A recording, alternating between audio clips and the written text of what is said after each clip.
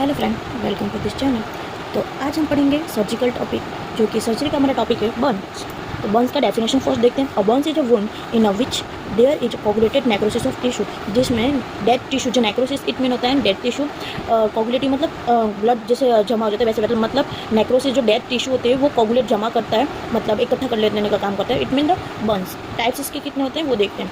First हमारा types है, total इसके 6 टाइप्स होते हैं। फर्स्ट देखते हैं हम ऑर्डिनरी बर्न्स, जो कि ordinary Burns dry heat, fire flame या बॉम्ब ब्लास्टिंग की वजह से, मतलब आग में जलने की वजह से ऑर्डिनरी बर्न्स होता है। ठीक है। Scald coach bye moist heat की वजह से होता है, जैसे किसी लिक्विड या फिर स्टीम में स्टीम ऐसे उसकी वजह से होता है, बाफ की वजह से, उसको स्काल्ड बोलते हैं, स्काल्ड बर्न्स बोलते हैं। इलेक्ट्रिक बर्न्स जो कि इलेक्ट्रिक शॉक या शॉक लगने की वजह से होता है, उसको इलेक्ट्रिक बोलते हैं। केमिकल बर्न्स मतलब caused by strong acid base की वजह से होता है, उसको केमिकल बर्न्स। और रेडिएशन बर्न्स किसको होते हैं, मतलब कोज बाय एक्सरे रेडिएशन, फिर हम ये काफ़ी सारे हमारा एक्सरे होता है CBSE USG, उसकी वजह से हो। तो फिर कोल्ड बर्न आता है, लास्ट हमारा है cold burn, caused by export to cold, जो कि कोल्ड की वजह से बर्न्स होता है, तो उसको बोलते हैं। देन हम इसका पैथोलॉजिकल चेंजेस देखते हैं। लोकल चेंजेस में क्या होता है, लोकल चेंज क्या क्या होता है वो देखते हैं। लोकल चेंज में फर्स्ट होता है सीवियरिटी ऑफ बर्न्स। अगर फर्स्ट डिग्री होता है तो स्लाइडली फर्स्ट डिग्री, अगर देखिए तो 3 टाइप के डिग्री होते हैं, 3 टाइप की सीवियरिटी बर्न होते हैं, फर्स्ट सेकंड एंड थर्ड।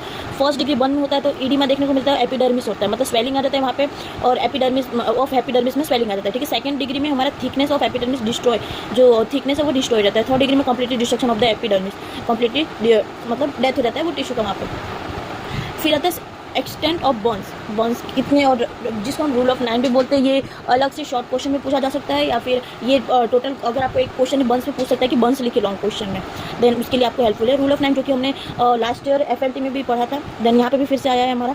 तो रूल ऑफ 9 क्या है, हेड नेक एंड फेस जो बर्न होता है वो 9% में आते हैं, head neck face. Right upper extremely जो कि 9%, लेफ्ट एक्सट्रीमली 9%। हम इसको यहाँ पे एक डायग्राम बनाते जाएंगे साइड में, यहाँ पे नीचे की साइड, ताकि हमको पता चलते सर। ठीक है। हेड नेक फेस मतलब ये 9% होता है। ठीक है। Then right upper extremely and lower upper और लेफ्ट अपर एक्सट्रीमली, मतलब इस साइड का ये हमारा हो गया बॉडी, ये उसका हैंड, देन ये उसका हैंड। मेरी ड्राइंग ख़राब है, प्लीज़ लाफिंग कोई ना करे। आई ट्राई टू मेक कि आपको अच्छा से एक्सप्लेन कर सको। ठीक है। देन राइट एक्सट्रीमली है वो 9% होता है, देन लेफ्ट है वो 9% होता है, देन राइट लोअर एक्सट्रीमली ये 9% यहाँ पे होता है। Thigh and leg, foot leg, thigh 18% होता है। थाई जो ये हमारा है थाई वो 9% होता है, और ये है हमारा वो भी 9% होता है, मतलब 9 इधर 18 हो गया, इधर 80 हो गया। ठीक है। Then anterior trunk, chest, abdomen जो कि 9% ये हमारा 18% में आता है। ठीक है। पोस्टीरियर ट्रक पीछे का भी सेम 18% में आएगा। Then external genitalia. ठीक है। ये डायग्राम थोड़ा सा है खराब है, बट ट्राई टू अंडरस्टैंड। जो हमारा फेस होता है, फेस, हेड, नेक, वो 9% बर्न होता है वहाँ पे। राइट साइडेड अपर लिम्ब में 9%, left sided 9%। Lower limb 2 part में डिवाइड होता है, जो कि थाई एंड नीचे फुट लेग्स में डिवाइड होता है, जो कि 18 लेफ्ट 18 राइट। देन मिड में हमारा एब्डोमेन, चेस्ट जो होता है वो 80%, पोस्टीरियर एंटीरियर 80% होता है। ठीक है।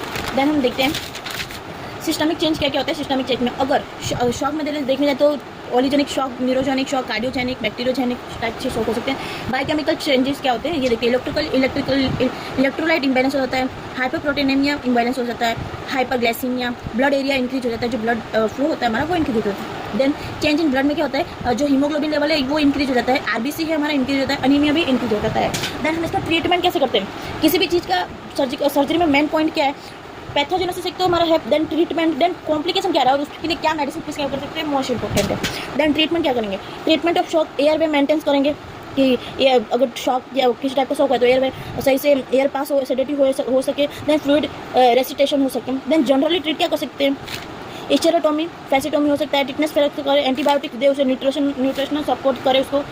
फिर लोकल ट्रीट कैसे कर सकते हैं, first aid measure, then burn wound care, skin grafting. Complication क्या क्या हो सकते हैं ये देखते हैं। देखिए कॉम्प्लिकेशन इसमें बर्न्स में कॉम्प्लिकेशन क्या क्या है, एक तो कार्डिक अल्सर हो सकता है। ठीक है। अल्सर, देन एक्यूट पेनक्रेटिस हो सकता है, कोलिकोसाइटोसिस हो सकता है, देन माइक्रोकार्डियल इन्फेक्शन भी हो सकता है। देन इसमें हम कौन सी उसको मेडिसिन प्रिस्क्राइब कर सकते हैं, एकोनाइट, कैंथारिस, अर्निका, कैलेंडुला, आर्सेनिका। ये हमारे जो 5 मेडिसिन है, ये मोस्ट इंपॉर्टेंट सर्जरी में आपको हर मेडिसिन में होम्योपैथिक थेरापेटिक लिख के आना है, जो कि हमारे प्लस पॉइंट है।